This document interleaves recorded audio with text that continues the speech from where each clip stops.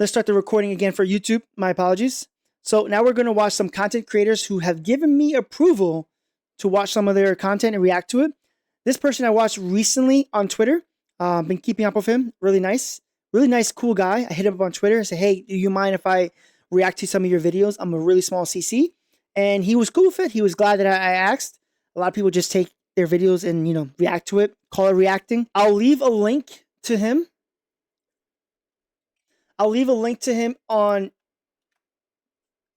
on Twitch now. If you guys want to go ahead and subscribe to him. He's dropping Wither Wave content information. So if you are interested to him, you're definitely going to see this one. Is it free to play friendly? So let's see if you can let's see if you can cook on this video. One of the most important questions people ask before they start their journey on a new gacha game is, will it be free to play friendly? I'm not a free to play player myself, so I asked my followers He's a well. Good edit there. On Twitter, what are the criteria to decide if a gacha game falls in this category or not? Amongst their various answers, I summarize whatever they told me in this. All right, let's see what they say. All right, I think if the 4-star are relatively good and gives a decent amount of pulls, okay, light grinding is worth it. Okay, understand, totally agree. TLDR, the less power creep a gacha game has, the more free-to-play friendly it is. That is very true. Because if they keep making you want to summon and you feel like your character is outdated even after 2 or 3 months, totally correct. I understand. I agree. Easy to get a character and currency, not too difficult to get. That's very vague, but I understand. As long as you can quickly get the character, I understand. To me, free-to-play friendly is being able to play the game with valuable enough team without having to feel like I need to spend outside of cosmetics. True. Understand. I mean, I like games like that where all you do is spend for the skins. But I mean, this is a gacha game, so you're gonna have to spend if you want a specific character. It seems like so far they're on the right path, where 80 is your pity, which is interesting, and then you have a currency that you can use to buy the character. So it seems pretty good. This person said, I believe a gacha game is free to play friendly if it allows you to clear all the available content with the characters given to you without using meta or heavily invested an insane amount of time. That is very true. If I can defeat it with a 4-star team, that is very free to play friendly. Very free to play friendly. I also feel like if you can give me a lot of currency to summon for a character without having to spend too much, that's also free to play friendly. But I understand I have to earn it. But don't make me do a whole mission and the mission only gives me like 2 premium currency. Like I want to be able to feel like that was rewarding. That felt like, okay, I did a hard thing and I got a good amount. That I kind of like. I should be able to acquire whatever the optimum team of my choice is. Well, okay. With premium units, gear in mind without having to slay my life away. Well, there's a grind to it for sure.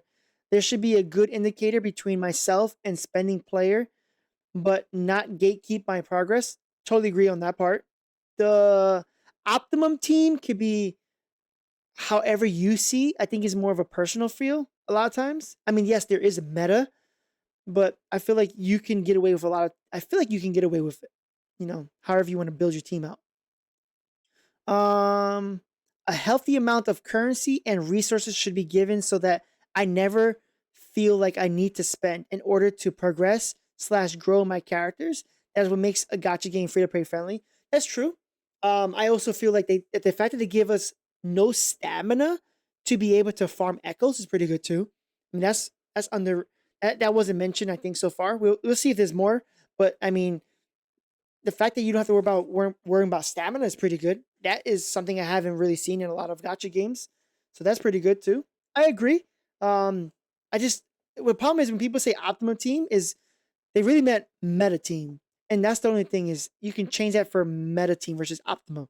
If you can be optimum, I mean, technically, if you have a Volt and a sub DPS and a healer, that's optimum. as long as they synergize with each other. But if you want to change that to meta, then it might be different if you want to be a meta team. But I hope that you don't need a lot of constellations or um, eidolons or whatever you consider them as you keep going up. Hopefully, you don't need as much of that to make it. That I consider more free to play friendly too. Decent 4-star characters and decent weapons to survive games content. 100% rate higher ranked weapons banner. You want to guarantee pretty much. Old units are given choices to be upgraded to catch up to the latest meta. Necessary skill or mechanic for a character isn't locked behind a constellation.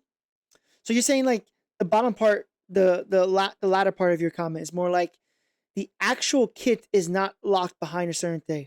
I couldn't understand that. I feel like a lot of kits should give you the basic kit, but to enhance your kit, then you need to have that. Now, certain games like the higher the constellation, you can get better heals. That it should be locked because I feel like if you want better heals, you should have a higher advancement. But you can still get heals. So yes, I agree with that part where the necessary skill. Correct. I understand with that. The guaranteed 100%. That might be.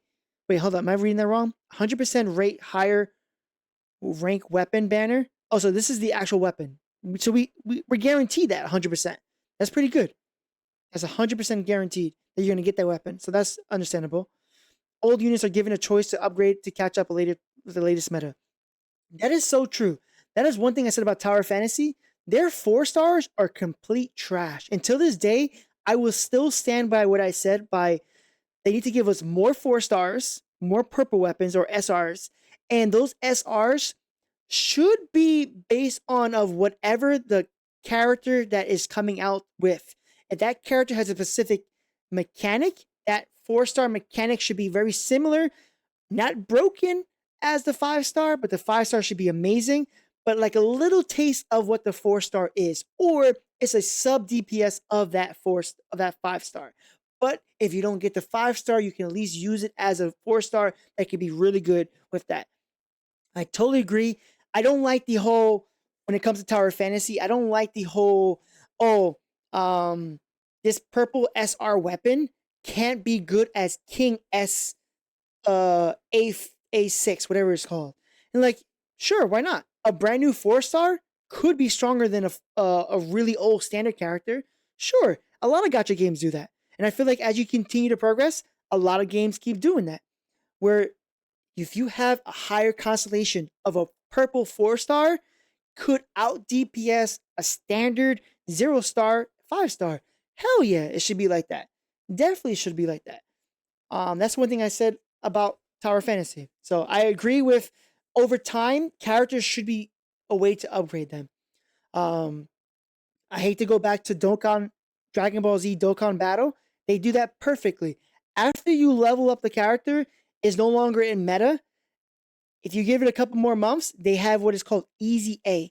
Easy A just means they taken the buffs or the mechanics of it and given them an added percentage on top of it. So they do more damage or they do another skill on top of it. So they make it enhanceable. But it's a long grind for you to get that character to go past that thing. So it's possible. I definitely seen other gacha games do it. I think it's pretty good. So yeah, I totally agree with that part. It depends. The bottom one says it depends on, excuse me. It depends, but mostly having 4 stars characters and okay, good income of premium currency per patch, alternate ways of dealing with the current meta besides the new units. I understand. I shouldn't have to have the new unit to do the current patch. I mean, that should never be like that. You should be able to, on a standard or even 4 stars, be able to handle the character. I totally agree. But by having that 5-star, it's gonna be a lot easier for you. So it should be going based off of your skill, right? This game is about skills. You need to dodge correctly, you need to parry correctly. You are rewarded for that. So I could totally understand that for sure. Topics. For a game to be free to play friendly, there's gotta be a decent amount of free pulls, Yep. no important mechanics locked behind characters' copies. Yep. There should be relevant 4-star characters and weapons to Yep. beat endgame modes. Constant power creeping cannot be a thing, Correct. and there should be an alternative way to deal with meta besides new units. Correct. Totally agree. You should have enough free pulls as you play that you can possibly, if you grind out, you possibly get the unit. For sure. For sure. True. I think everything he said so far makes sense. You should have enough pulls to get the character. Not saying you should, like, let's say if it's 80, was that 160?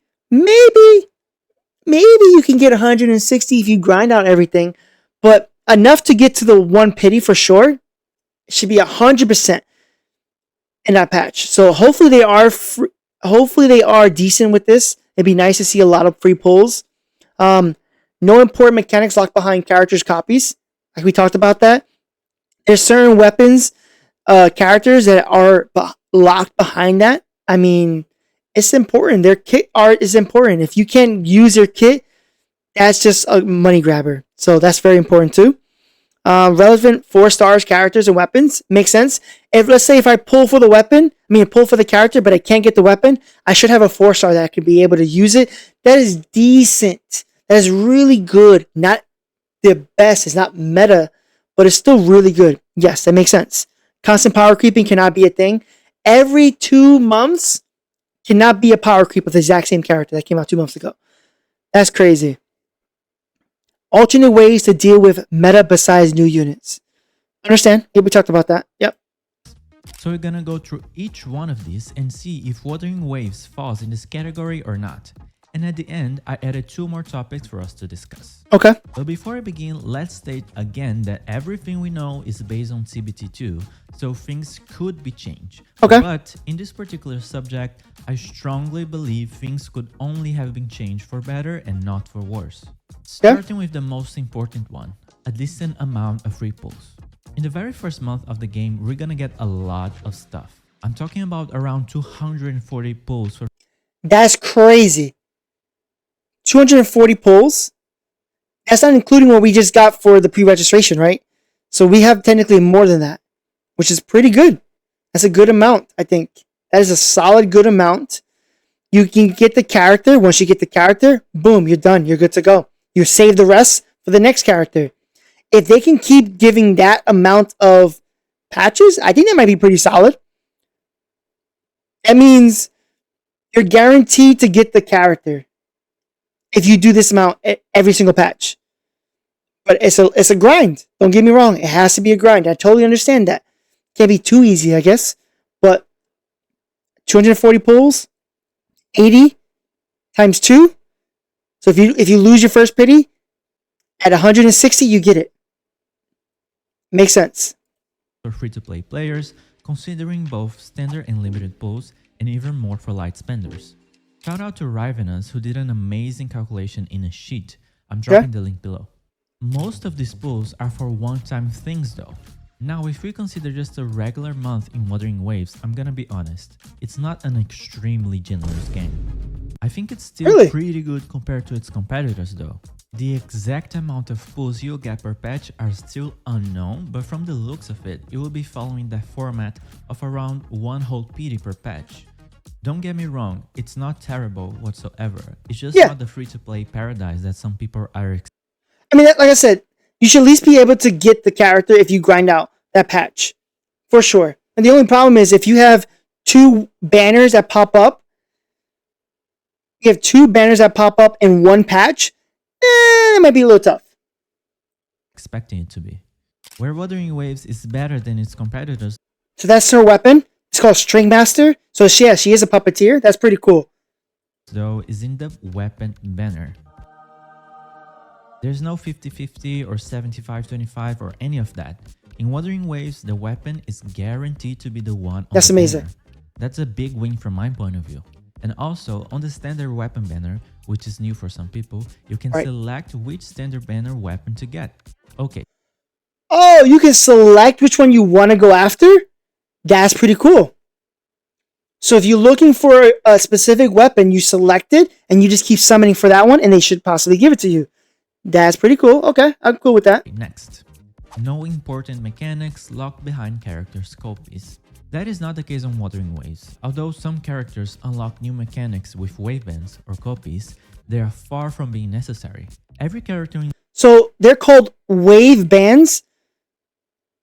So if you have an extra copy, it's called you have 2 wave bands of this character. Okay. Wuthering Waves has a Forte circuit, which is basically the core passive of your character or signature move, whatever you want to call it. It is what makes every character feel unique. Damage dealer characters have Forte circuits that will allow them to do special moves to deal more damage than the rest of the kit. Likewise, support characters have Forte circuits that allow them to execute their supporting abilities. But wave bands did not alter that. Some of the characters get extra functionalities when they reach some number of copies. For example, Ps5 becomes a glacial damage buffer with maximum copies. But none of them are that crazy that it feels necessary. Okay. Overall, the characters feel really complete as they are with just one copy. There should be relevant 4-star characters and weapons to beat endgame modes. This is a reality in Wuthering Waves. 4-star characters have great kits and are not neglected. It's impossible to talk about this topic without mentioning Dungeon. Dungeon is a 4-star character that has a very interesting mechanic, where she can drain her own HP to massively increase her damage. Her resonance skill has no cooldown, and she can also heal herself when necessary. Okay, so at least you can't kill yourself. At least you can't hurt yourself all the way to the end, because it was at 7 for the longest time. That's smart. I was gonna say, I mean, that's pretty cool, because it's almost like a berserker mode. That's pretty cool. Interesting mechanic, where she can drain her own HP to massively increase her damage. Her resonance skill has no cooldown, and she can also heal herself when necessary. Her damage is even bigger than some 5-star characters. Of course, that comes with a cost. It's a high risk, high reward situation. What? Her damage is even bigger than some 5-star characters. Of course, that comes with a cost. Okay. High risk, high reward. Got it. I mean, it should be like that. If you're going to play a character that is a glass cannon, sure, go ahead. She's pretty much like Blade from HSR. Okay. I mean, yeah, I'm cool with that. That's cool. I like that. Again, a glass cannon can be good. Might not be good in all endgame content unless you have a good healer or shielder. But if there's a way, sure. Put all these different mechanics, low risk, low reward, medium risk, medium reward. All that, yeah, totally agree. I like that. Situation, because you can very easily die. But Dungeon serves as an example on how Kuro Games never neglects 4-star characters. For this topic, I'm also going to bring up Punishing Ray Raven. Oh, wow, that is such a bright screen. Or like, I guess, a 4-star comparison, Arlen. I actually don't have Arlen on HSR. I've only been playing since December and I've still yet to get Arlen, which is crazy. Kuro Games Another Child. In PGR, the 4-star characters not only are as good looking as 5-star characters. Do they still support this game? Is this game still like, I know the game is still playable, but do they release new characters for this game? But their kit is sometimes even more complex than 5 stars. And they can be used to beat endgame modes too. And it's clear Kuro is following the same pattern with Wuthering Waves. Every 4-star character available at the very beginning of the game is viable to use for endgame content. Everyone will get these characters. Hey, yo. Ps5 game content. Everyone will get Jesus, did you see this? Yo. Holy smokes. Her echoes are crazy. Waves. Every 4-star character available at right the here. very Ready? beginning of the game is viable right here. to use for Echoes right endgame now. Content. Everyone will get her these echoes are crazy. Ps5, the stats on those things, man. Xixia, Yangwu, and Sanhua. All of them are good. For free-to-play players, Yang Yang and Ps5 are great supports. Okay. Sanhua, Yangwu, and Xixia are good damage dealers as well. Okay. The 4-star weapons that you get while yeah, PGR hasn't been too long since they launched PC client, but they still give them updates. Like they had new characters. That's cool. So they haven't given up on the game. Okay. Sometimes it seems that like when they make another game, they fall off on another game. So I wasn't sure if they stopped playing that. You basically keep Arlen at 1% HP for him to DPS high. Oh, okay. I never played Arlen. Pulling for characters are also good. You can find a good fit for every character. We also know that craftable weapons are gonna be a thing, although the system felt unfinished on CBT2, so I can't really comment if they are that good or not. Constant That's pretty good. If you can get a forgery, to build a weapon, that's pretty cool. I am curious what that is like, though. power creeping cannot be a thing. This is one I can't really answer yet, can I? It's still too early to say. All we can Yeah, speak about it's this too early. subject right now is that in a skill-based game, meta and power creeping have way less importance than normal. For sure, power creeping can become a reality. I feel like as long as it relies mostly on the skill, that's important. Because it's all about your combat, right? It's all about dodging, parrying, and attacking. Yes, your powers, your animations, your echoes all play a factor into it all. But it shouldn't be the only sole factor into it. Because this is a more combat intense game. So hopefully they can power down. The power creep can chill a little bit so that you can still beat that character. Just might take you a little longer. Wuthering Waves, but how relevant will that be since in the end you can still learn how to perfectly dodge the endgame content you're trying to push and Mm-hmm. beat it anyways? The game's own combat style makes this a controversial topic. Personally, I hope serious power creep to not be a thing, on the sense that some characters are so incredibly better than others that people feel the need to spend on them. But for now, we'll have to put a hold on this one. And since we entered the topic of meta, let's talk about the last point on the list. There should be an alternative way to deal with meta besides new units. As of now, there really isn't a meta set for Wuthering Waves just yet. The game's combat style allows you to push for hard content with any character if you just learn how to play well. Of Okay. course, some characters being stronger than others will always be a part of gacha games. That is the whole premise of limited character banners, isn't it? But this will be way less relevant here.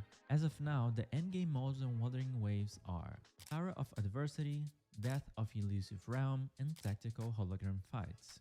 Tower of Adversity is a rotative mode where you face monsters in different stages with a time limit. This in-game category falls under what I just said. If you have skill, you will beat it without meta units. Death of Elusive Realm is a roguelike game mode where you can gather different buffs and make your character super strong with alter mechanics. Okay. This game mode is all about mix and matching the buffs and strategizing. So wait, there is. They do want you to use specific characters though. Okay. You want to use fusion and ice. Okay. So they do want you to use specific characters. Okay. I feel like that's a good way to hone power creep is if you make specific characters needed to use specifically for endgame content. Like it's great that you have a good electric character. It's the best new one, but you need fusion and ice to actually combat this. And it's like, oh man. It's like, yeah, that's great. You have an ice character, but you need to have a good fusion and glacial to be able to do that. I like it. No meta units required. Tactical hologram fights are one-time boss challenges with different levels of difficulty. This is where tryharders and challenge enjoyers as myself will be living. Here skill matters the most, as it's actually pretty hard. Players were able to beat all difficulties of this mode with only dungeon in the team though. Oh, Needless snap. to say, Wuthering Waves gets another point in this topic. Now for the two bonus topics I mentioned. The main character. The main character in Wuthering Waves is actually really relevant and pretty useful. Really? He's one of the strongest characters to I won't lie to you. When I played HSR and even on Genshin, I swapped off those characters immediately. I just wasn't a fan of them. Just me personally, I wasn't a huge fan of the main characters. start with. Rover has a very interesting mechanic. He can slow down the enemies and also stop time for a short period. That's cool. Which is very useful in combat, making your team rotation much more comfortable. Not only that, The new Harmony Trailblazer is supposed to be good. That's what I'm saying. Like, I skipped the physical batter. I wasn't a fan of him at all. Because I saw how bad he was felt to me personally, when I got unlocked the flame preservation, I never touched it. Because I'm like, oh, it's probably trash. But apparently people say it was really good. But you started off with, to me, trash. So I wasn't gonna try it out. But the new Harmony character for Trailblazer, definitely understand that. Understandable. And he's really good. That makes sense. It should be like that. It should be like the main character is really good. Not saying it's broken, it's amazing, and it's gonna be always there. But hey, it's usable, you know? It's still really good. That road I mean, in reality, it's a 5 star. So the fact that a 5 star isn't that great, it's like, why is my main character, me, trash? Like, I don't understand that. I'm super impressed with the 4 stars in HSR. That's what I'm saying. Like, I I swapped off that 5 star main character quickly to a 4 star. Quickly. When I first started off, I'd rather have Shui than I have my main character, the batter. I wasn't a fan. How good are Pella and Gallagher? Amazing. Pella is amazing. I think Pella's good with specific teams, right? Like Pella's not good with every single team, but a specific team for Pella, yeah. Gallagher, amazing abundance. Amazing abundance. But can he be used on everything? Sure. Is he great on everything? He's decent on everything. But amazing. Amazing. over also deals a considerable amount of damage. I think Kuro learned with other companies' mistakes and decided to make the main character actually a usable one. Like it. Rover's starting element or attribute is Spectra, which is the light element. Okay. But we are all hoping to see future elements and along with that, new mechanics for them. Another very interesting thing to point out is that you can buy up to 2 copies of 5-star characters. Okay, so here we go. This is what Buns was showing before. So you can buy the character outright if you have these specific things. So it looks like when they got a 4 star, they got 3 of these things. I remember seeing it before. So they got 3 of these.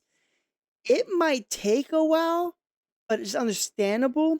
3. I wonder what you get if you have a maxed out 5 star already. Afterglow Koro is the currency you get when you pull copies of So you get 15 for pulling a 5 star, and it's not a duplication. It's new. It's new. That's pretty good. There's a difference between 3 and 15. That's pretty solid.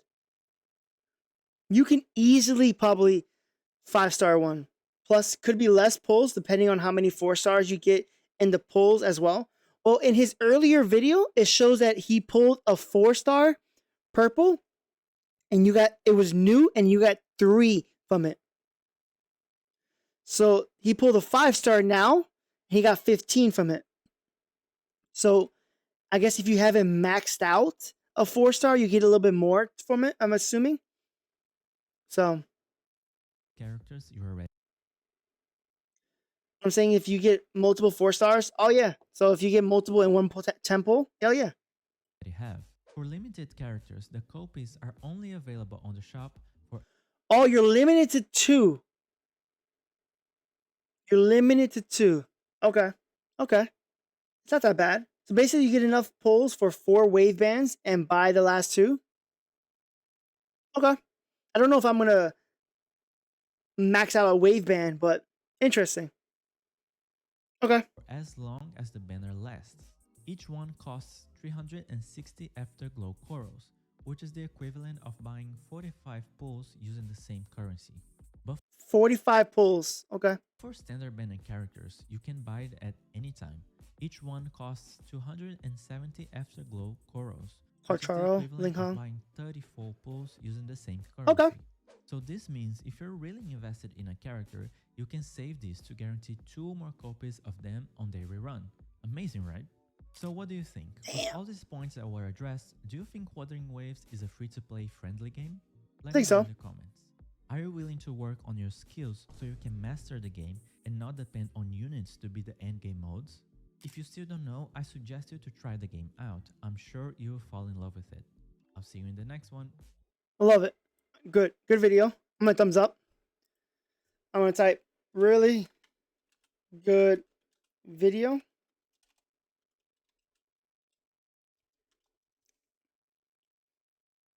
Leave it like that. Appreciate that. That's a really good video.